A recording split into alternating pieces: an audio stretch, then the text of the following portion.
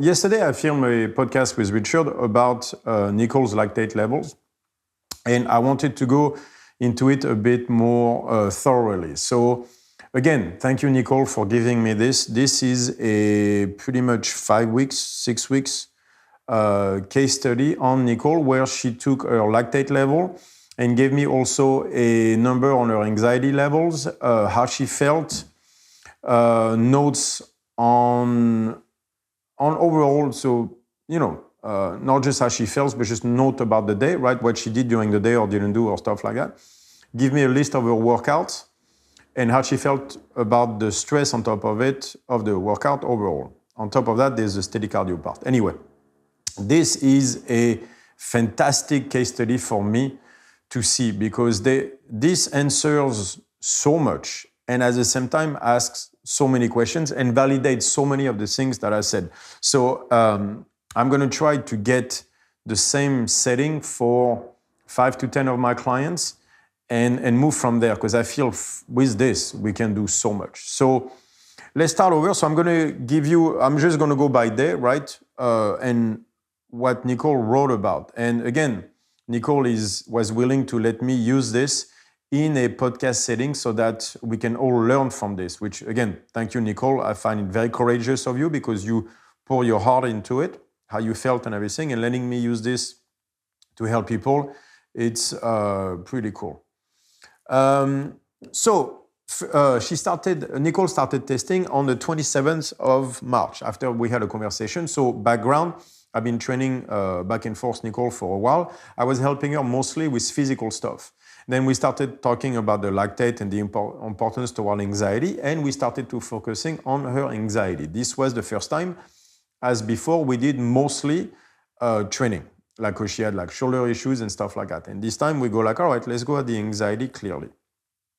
Starts on the 27th of March, and the steady cardio will start on the 10th of April. This will matter. So first day, she does her testing, right, with the lactate. So she does 3 tests. She gets 2.9, 3.5, 2.6.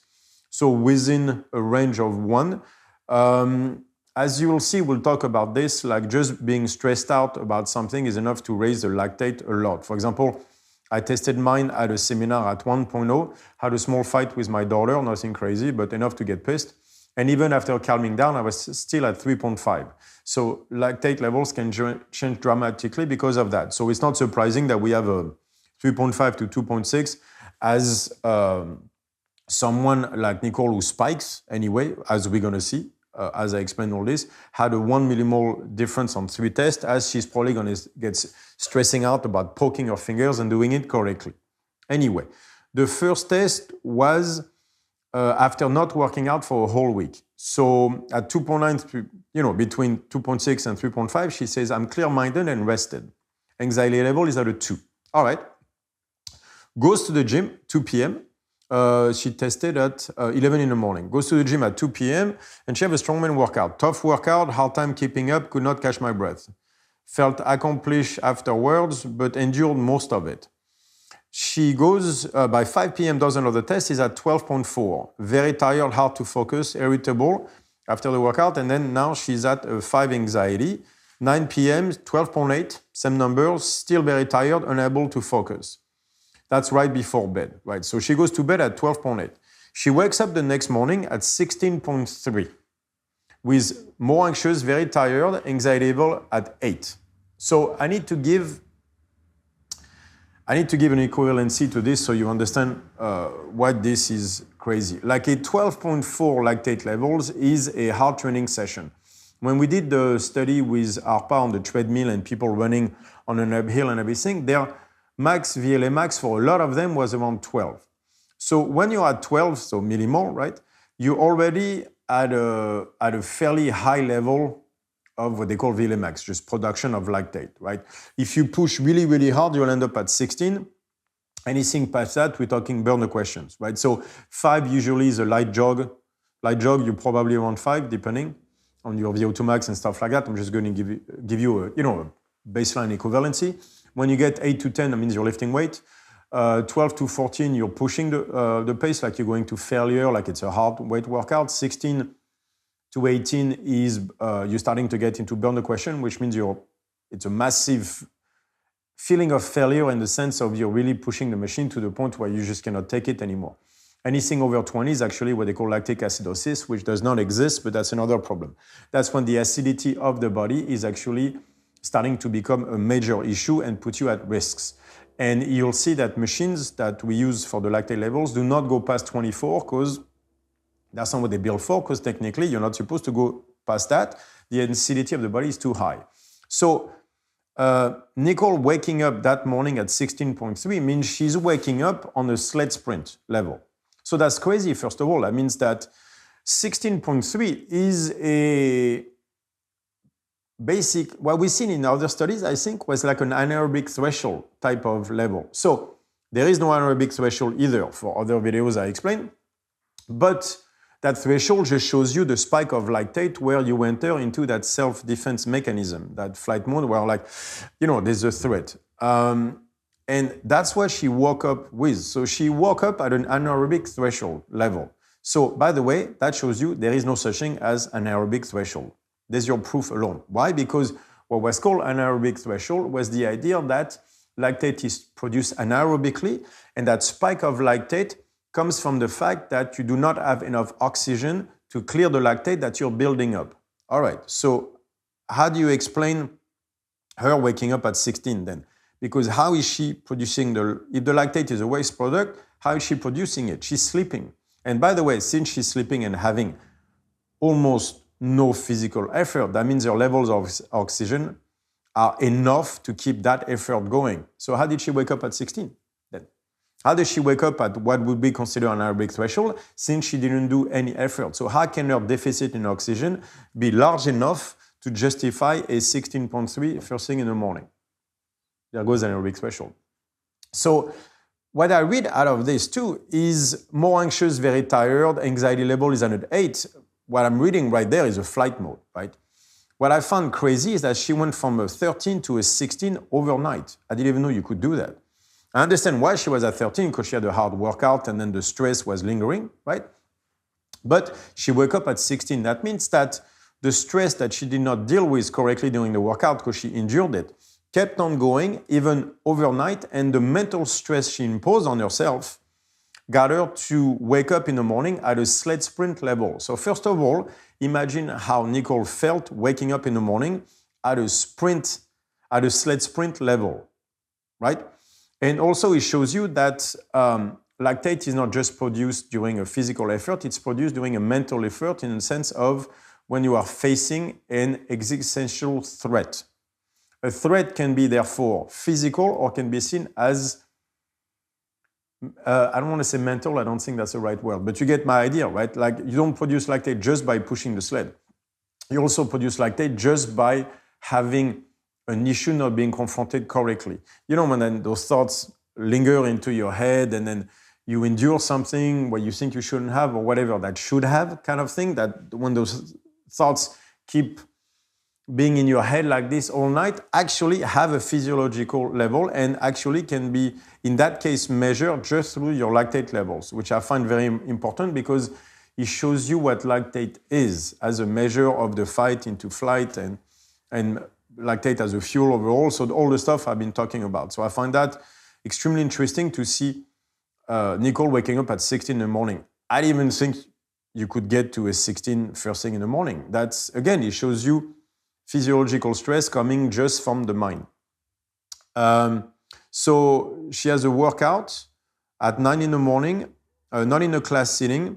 She was on her own, worked through at my own speed, more of a feeling of failure. So not feeling good about the workout, right? Couldn't find connection in the lats that day. Wakes up the next morning, 17.7. Even higher on the lactate that morning. Why? Because again, that workout the day before was a feeling of failure. And that's why we're going to see, not in Nicole, but in general, that those feelings of failure raise your lactate levels. That's what I see all the time. And that makes sense because that feeling of failure is your body saying, we need to learn from this. We need to do a better job. Brings up the fight, brings up the excitatory levels, right? The learning mechanism kicks in and we see lactate going up. So, very tired, obviously, almost hard to breathe. So we're talking about panic attack, flight mode, right? At 18, 17.7, you bet it's hard to breathe, like it's panic mode, right? And Nicole told me that that's when she feels the worst, is when she's at 18. As we're going to see, when she goes past 18, she actually doesn't feel anything. It's that 18 that is a full flight where she feels the worst. Anxiety at an 8. She stayed in bed most of the day. Wakes up the next morning, 5.3. Right, because she stayed in bed most of the day, recovered physically, but especially mentally, did not have to face the failure. Wakes up at 5.3. Not as tired, more alert. Level is at 3. Then she goes into a work shift. So then she's not going to be in bed, so no recover physically because she's working. And yet, work shift, she does, so work shift all day, goes to 10 a.m., has a small workout, lower body, stairs, hammies, glutes, stuff like that. So global gym setting, felt great, good connection. She feels awesome, wakes up the next morning, 2.2. So she went to work, she went to the gym, trained, and waking up at 5.3 this morning, wake up at 2.2 the next day. Whereas when she had the strongman training, she woke up like, at triple the stuff. And what is the difference between the two? Obviously, the intensity of the workout, but more importantly, the feeling of that. Because even when she did not have a workout the day, like depending on how she felt about the workout, you can see the difference in the lactate levels. Like the day she had a heavy upper body, but with a feeling of failure is when she woke up at 17.7. As we're going to see through the stuff, it's not the type of workout she does that matters, it's how the workout goes. And God, I've been talking about this lately, time and time again, right? So she has felt great, good connection, wakes up at 2.2, super happy. She's saying she's clear, alert, peaceful, work shift, everything is good. That night, though, so same day, 8:52 p.m., she clocks at 12.4. She's angry, distracted, tired. Anxiety is at a 6. She basically came home from a bad fight at work with the boss. I wasn't able to speak up or do anything about it. So not happy with the fight, not expressing herself during that. She said it was a hard one.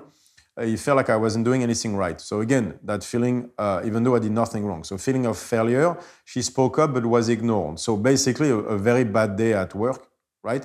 And she is at a 12.4 that night when she woke up at a 2.2. So a bad day at work. She wakes up the next morning at 22.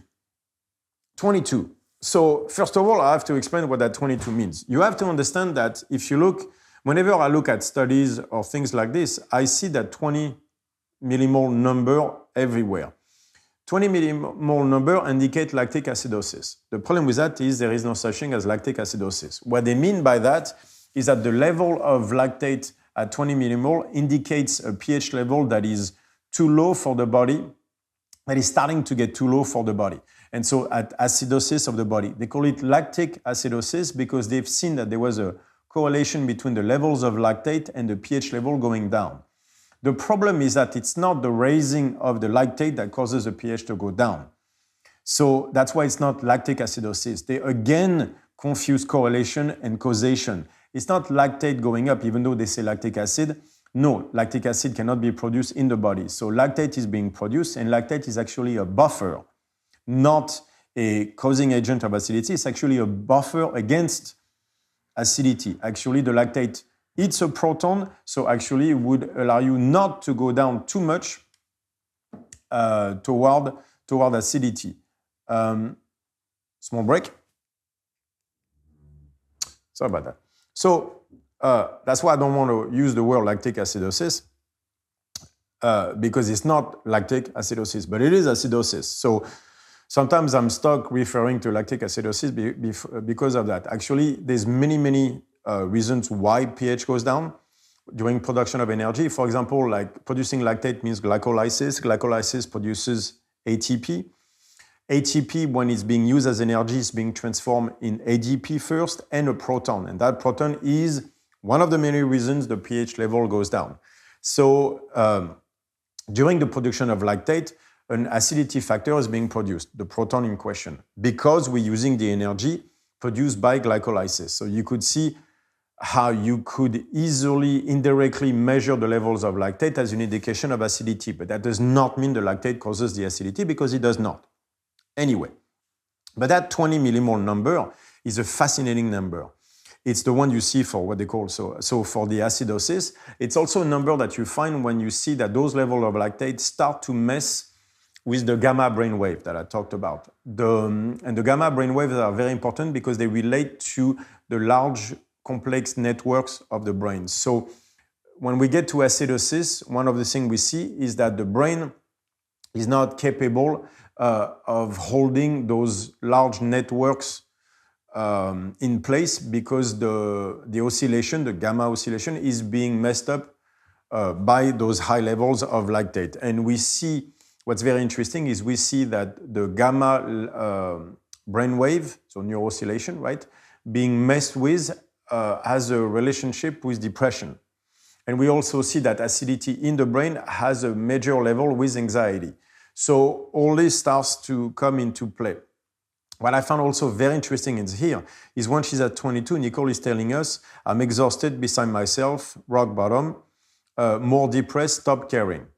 So that means that she's in a full freeze, like what you would see as depression. And this is something we're going to see time and time again in this study from Nicole, is that whenever she reaches over 20, she gets into a full freeze. So she actually doesn't feel bad. She doesn't feel anything. She's completely outside of herself. So, and that's a full freeze variant that we see into depression and into all those issues. And every time it's when she's over 20, which is again the number we see for the gamma wave oscillation, that we see for acidosis, that we see all the time. So there's a major correlation there that I find very interesting, because it would mean that, at least in her case, so we're going to have, this is only one case, so you cannot make generalization about that. So I know what this means for Nicole, but I cannot yet prove anything as a generalization. What I can do out of this is start to make a prediction. And with the work I'm going to do with my other clients, tries to see if that prediction comes true, and then therefore prove. That's how good science works, right? But this allows me to at least establish certain predictions that I will try to prove correct. That, at least for Nicole, and again, let's see if I can generalize it by working with other clients, that number is the full freeze depression number. So that would mean that depression and full freeze is, in a way, happens after the acidity becomes dangerous, which makes sense. So that would mean that depression, the function of the full freeze depression, is to shut down the body so that the spending of energy stop lowering the pH level past a dangerous point, right? So that spending energy, because many levels, but on this one is the ATP into ADP plus the protons, lowers the pH level to a degree that becomes dangerous for the body, and therefore a shut-off mechanism happens, the freeze mode. That we know that's what the freeze mode is for, so that makes complete sense. But then we link back, and that's the polyvagal theory, we link back to that freeze mode to the depression mode, which happens at 20 millimole, which is exactly what Nicole is saying. So measure is not a target. So the point here would not be necessarily to lower the lactate levels. The point here that I'm trying to make is that all of this happened not because of a physical repercussion on this, but because of things felt by Nicole, that the failure of the relationship at work is what caused Nicole to have a need for such an energy level that it crashed her body.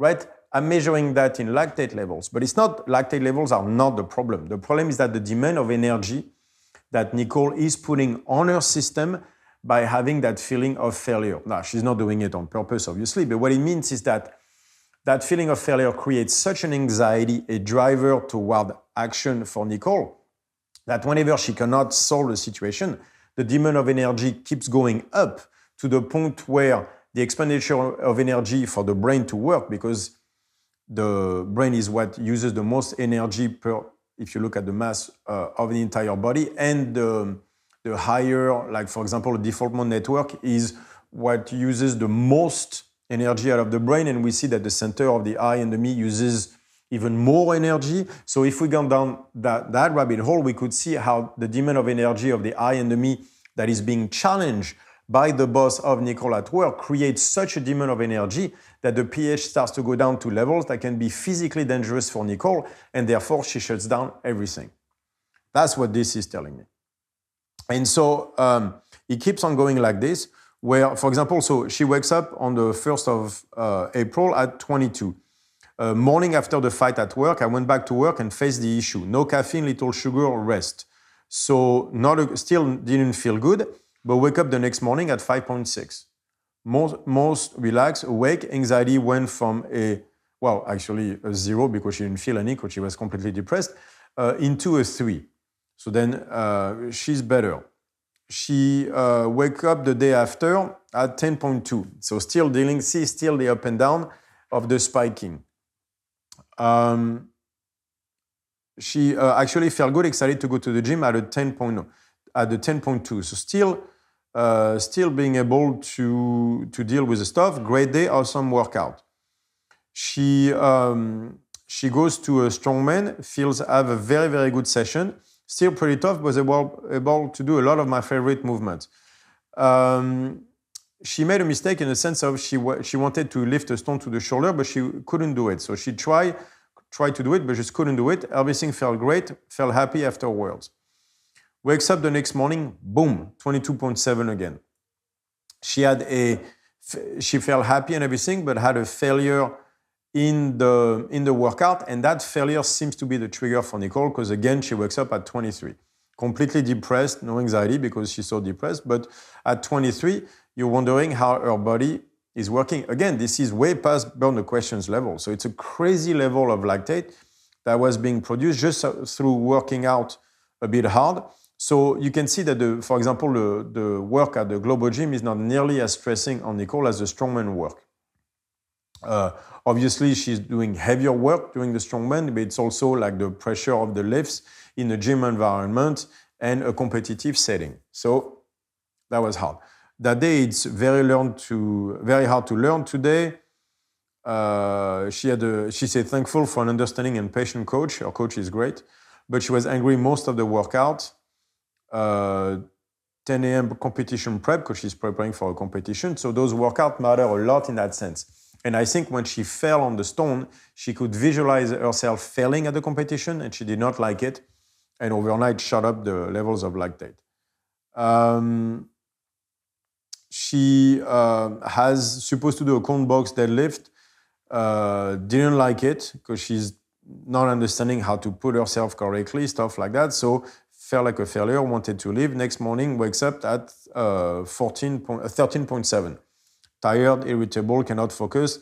Anxiety is at 6. So she's not depressed anymore, but she's still very much having a hard time. No work today, stayed in bed most of the day because she has to recover. Wakes up at 6.3. So way better, more relaxed, not as tired. Rest again that day, wakes up at 2.6. And now she's feeling fine. And so what we're going to see back and forth like this, because it keeps on going,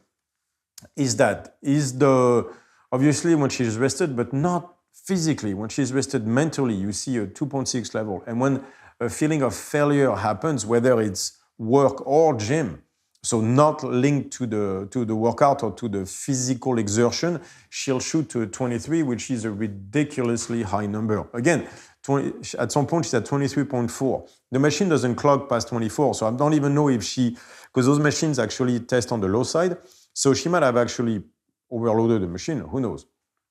And she did all that. It's not in her head, like you can see the physiological aspect of it, but the point is that lactate is being generated not through physical exertion, but through mental exertion, right? It's, like the prediction versus observation stuff I talk about all the time. Lactate is not a measure of the work you do. Lactate is a measure of the energy required to deal with what's coming. And what's coming can be a fight at work, can be an asshole of a coach, just as much as it can be a sled to push, right? And so that's a relationship with anxiety and depression we were looking at. Is anxiety and depression is just a measure of the energy that you need to produce to deal with whatever threat is coming. The threat can be social or physical. It makes no difference.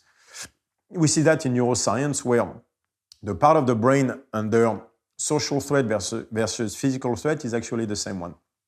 The brain cannot make a difference. So what you see out of all this is the definition of stress. The proper definition of stress is energy expenditure requirements, right? That's what stress is. Stress is the demand for an energy expenditure. That's what stress is. And so at a certain level, it will take you through fight. Then eventually, as you require more energy because you cannot deal with a problem, physical or mental, you end up in flight. And from there, when you reach levels where there is a physical repercussion that can be dangerous to the body, will go to freeze. So you can add a learning mechanism to that, where the body will learn that when you reach a certain level, it has to start to go to freeze. Like we see that on people in jiu-jitsu, they get choked out too much. The brain learns to actually shut off faster. I believe this is what we see with depression, where people are learning to shut off faster so that they don't reach a point that is difficult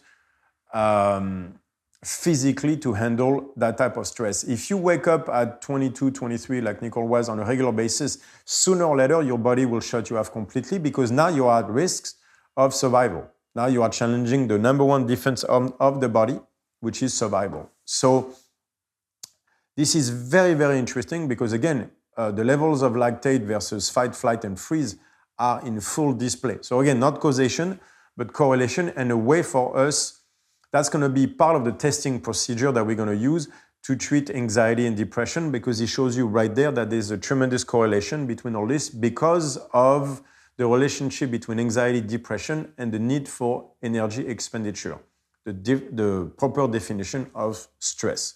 So when they tell you that stress is responsible for anxiety and depression, they're not kidding.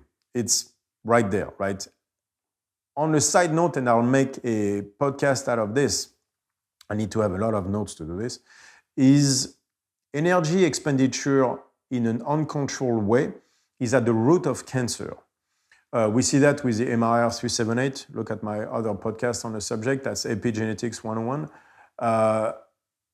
This thing there, like the stress, acidity, levels of lactate, Warburg effect, all that stuff is at the center of the cancer mechanism. So I find there is something there that is very interesting that I'll make another podcast about as well. But this is progress. Thank you again, Nicole. This is helping me a lot. This is progress. We're starting to touch into the fundamental roots of acidity, versus anxiety, depression, and I believe cancer. Cool. So there'll be a lot of more podcasts coming up on the subject. I just wanted to give you that one so that I can explain number by number and how the whole thing went. But trust me, there's far more coming. Thank you.